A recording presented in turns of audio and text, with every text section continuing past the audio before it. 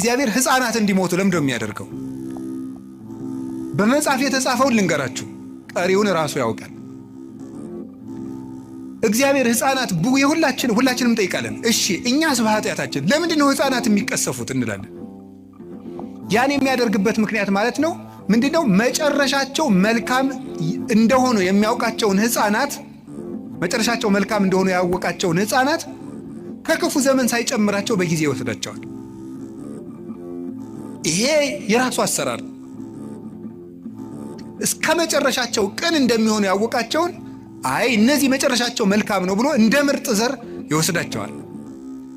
ሰብአ ሰገል ላይ ክርስቶስ ሲሰደድ ለምንድነው ሕፃናት እንዲጨፈጨፉ ያለውን አባቶቻችን ሲተረጉሙ አንደኛ ከመከራው ሲያሳትፋቸው ነው። በኋላ እናመጣዋለን። የመጀመሪያው ግን አንዱ ምንድነው? እነዚህ ሕፃናት በጣም ቅኖች ናቸውና እስከ መጨረሻው አይቶ ሩጫቸውን ባወቀ ገንዘብ ቆይተው ከክፉ አይሁዶች ጋር እንዳይጨመሩ በጊዜ ወሰዳቸው ብሎ ይተረጉማሉ አባቶቻችን። ስለዚህ ቆይቶ የሚከፋ ከሆነ ከነ መልካምነቱ በጊዜ ይወስደዋል።